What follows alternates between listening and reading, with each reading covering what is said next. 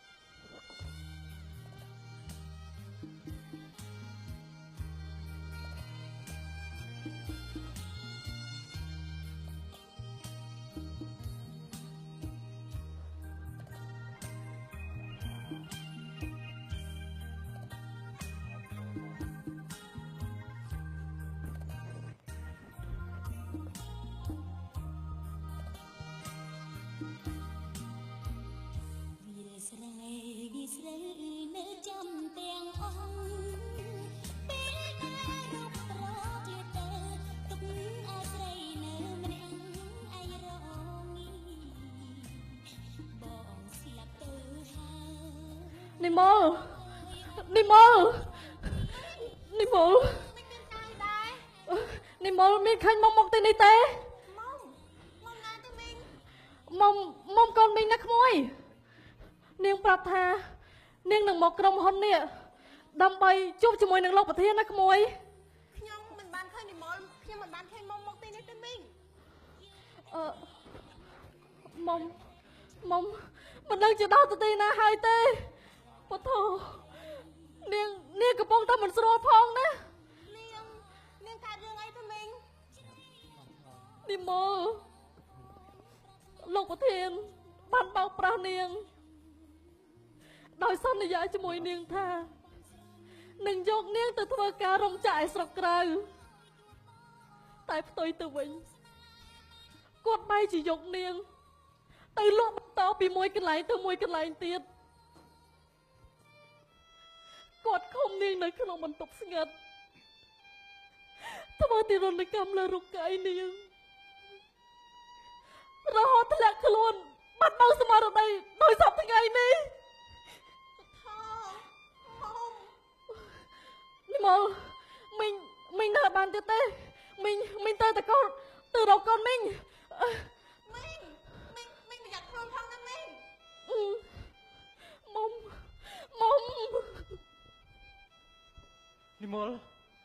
និមល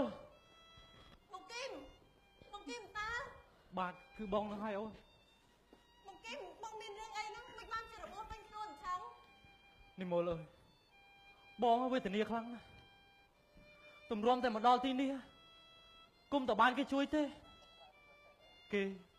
យកបងទៅធ្វើជាកម្មករនេសាទជាទេសកលដាច់ថ្លៃហើយប្រាក់កម្រៃស្អីក៏មិនដែលទទួលបានមួយសេននោះដែរហើយគេប្រើបងឲ្យធ្វើការអីខ្លះទៅបងនិមលអូនឯងដឹងទេពេលបាច់ទឹកម្ដងគេវាធ្វើបាបមើងងាយបងដូចសត្វធាតុអញ្ចឹងតែបានកូនបុណ្យទេវតាលោកជួយទៅបានសមត្ថកិច្ចលោកមកចោះធ្វើអន្តរាគមរួចបញ្ជូនបងមកស្រុកវិញបងអាយុថ្លៃណាស់ទៅហើយនិមលបងមកនេះគឺចង់ឲ្យអូនឯងជួយណាអូនមកគីមខ្ញុំអាណិតបងហើយខ្ញុំក៏ដឹងថាបងត្រូវការអីដែរតែខ្ញុំពេលនេះក៏មិនខុសពីបងប្រហែលដែរលោកប្រធានខាងបោកប្រាក់ខែឲ្យខ្ញុំជាច្រើនខែមកហើយឯទូរស័ព្ទក៏តែមិនចូលតែទឹកមិនលោកប្រធានក៏បានតែមកខ្ញុំណាបងគាត់ឲ្យខ្ញុំយកឯកសារអីទៅអូន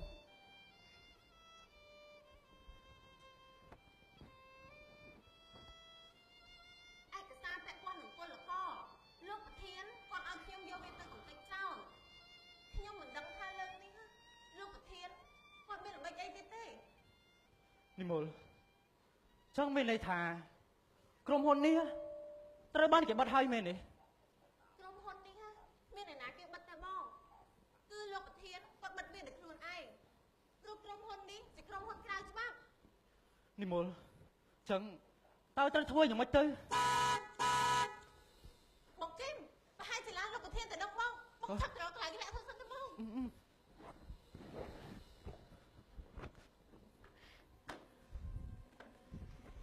និមលយ៉ាងម៉េចការងារដែលខ្ញុំឲ្យនាងធ្វើនោះឬរកអត់នៅ រួចរកឲ្យលោកប្រធាន ឲ្យលឿនទៅណាបើទ្វារ ចាស់លោកប្រធាន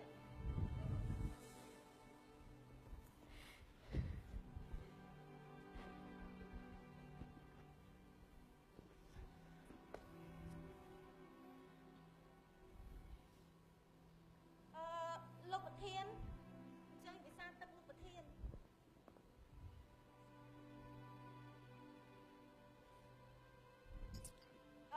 លោកប្រធានខ្ញុំចង់សុំលោកប្រធានបើកប្រាក់ខែ ស្អីនិមលមកសុំបើកប្រាក់ខែអីពេលហ្នឹងក្រុមហ៊ុនយើងឥឡូវនេះមានរឿងរ៉ាវកាត់ឡើងទួនគ្នាមិនចេះអស់មិនចេះហើយសោះ លោកប្រធានខ្ញុំត្រូវការប្រាក់ដើម្បីបង់ថ្លៃការសិក្សាណាផ្គត់ផ្គង់ជីវភាពប្រចាំថ្ងៃផង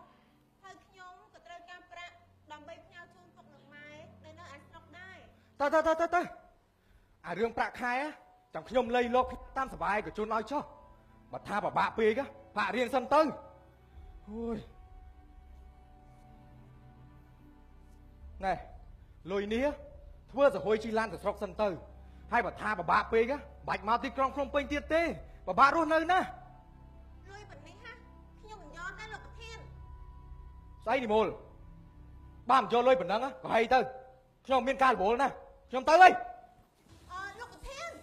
សុំសិនលោកប្រធាន ហី លោកប្រធានកុំតដល់អញ្ជើញតាណាអីឲ្យខ្ញុំសូមជួយលោកប្រធានបន្តិចសិនមក ឯងជាអ្នកណាគេមិនបានជាមកពួនសង្ងំនៅទីនេះទៅវិញ បាទខ្ញុំនេះឈ្មោះគឹមជាពលករដែលបានចុះឈ្មោះនឹងបងប្រាក់គ្រប់ចំនួនជូនក្រុមហ៊ុនលោកប្រធានដើម្បីទៅធ្វើជាពលករនៅឯស្រុកក្រៅនោះប្រហែលជាលោកប្រធានមិនទាន់ភ្លេចខ្ញុំនៅឡើយទេមកទៅ អូគឺឯងទេតារួចចុះឥឡូវនេះឯងត្រឡប់មកវិញធ្វើអី បាទគឺក្រុមហ៊ុននេះមិនបានប្រគល់ប៉ាសពតនិងលិខិតស្នាមស្របច្បាប់មកឲ្យខ្ញុំអ្វីទាំងអស់គឺយកខ្ញុំទៅបំបោបងចោលឲ្យស្លាប់តែម្ដង នេះជាផលសំណាងផងឯងហើយដែលបានត្រឡប់ចូលមកស្រុកវិញនោះរួចចុះឥឡូវនេះឯងមករកយើងមានកាយទៀតហើយអូឬមួយក៏ឯងនេះចង់សុំយើងទៅធ្វើការនៅស្រុកក្រៅទៀតហើយមែនទេ បាទលោកធានខ្ញុំមកគុណហើយមិនបាច់ក៏បានដែរព្រោះខ្ញុំមករៀងចាលហើយខ្ញុំមកនេះគឺមកសុំលុយដែលខ្ញុំបានបង់ឲ្យក្រុមហ៊ុនកាលពីមុនតែមិនដែលបានរបស់នោះមកសោះគឺថ្លៃប៉ាសពតថ្លៃលិខិតស្នាមផ្សេងនិងថ្លៃប្រាក់ធានារ៉ាប់រងដែលក្រុមហ៊ុននេះបានចែងនៅក្នុងកិច្ចសន្យា កិច្ចសន្យាអីហ៎ខ្ញុំដូចជាមិនដែលបានចុះហត្ថលេខាទៅលើកិច្ចសន្យានោះទេអាណាកិច្ចសន្យាអាណាមិនកាន់ដៃបងប្រាក់នោះឆាប់បង្ហាញខ្ញុំមកមើល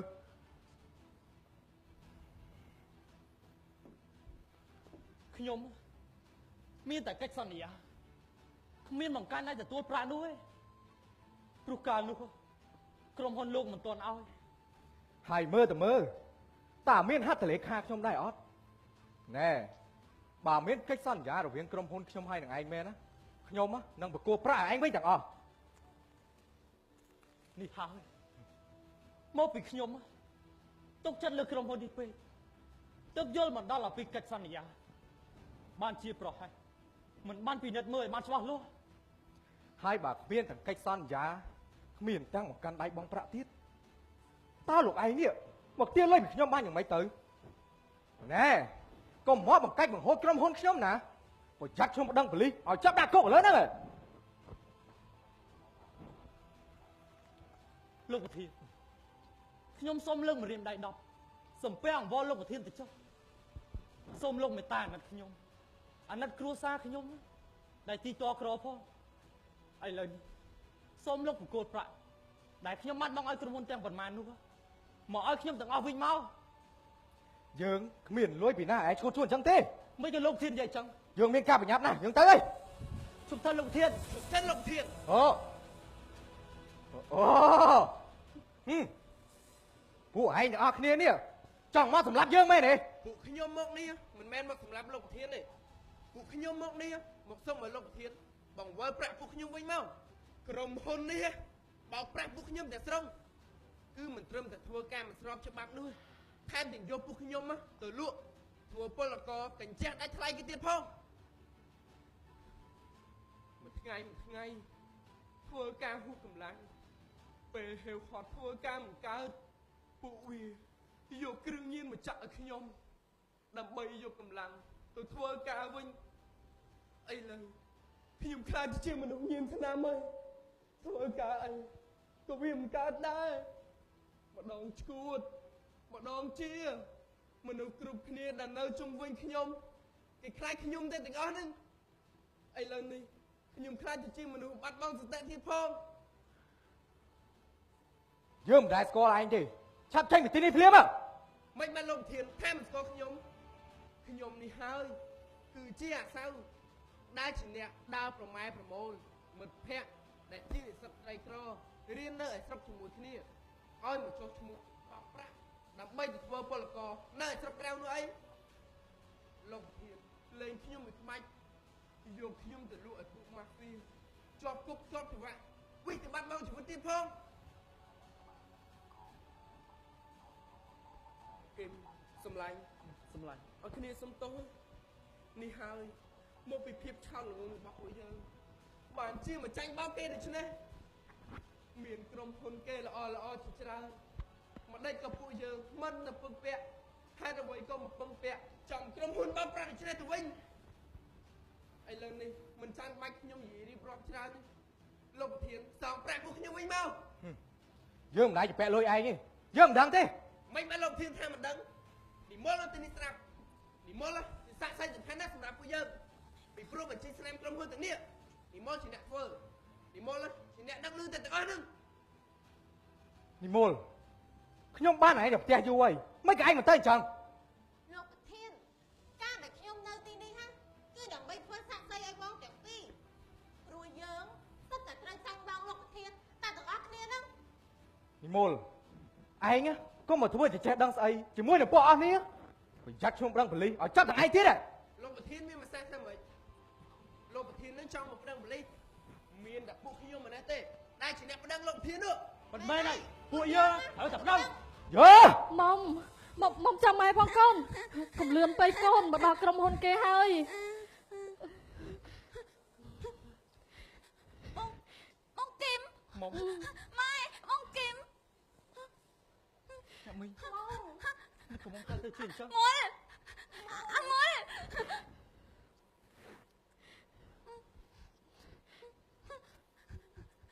បងសៅ មុំ បងសៅធំផ្លិនក្រៀមឆ្ងៀមអត់ជួយចិត្តទេអត់ជួយចិត្តទេ មុំកូន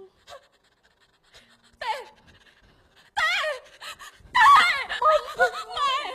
កុំខ្លាចកូនកុំខ្លាចមុំតាំងស្មារតីឡើងកូនមុំ ជាក៏មិនដឹងដែរ នេះមុំមីងផ្ញើខំផងក្មួយ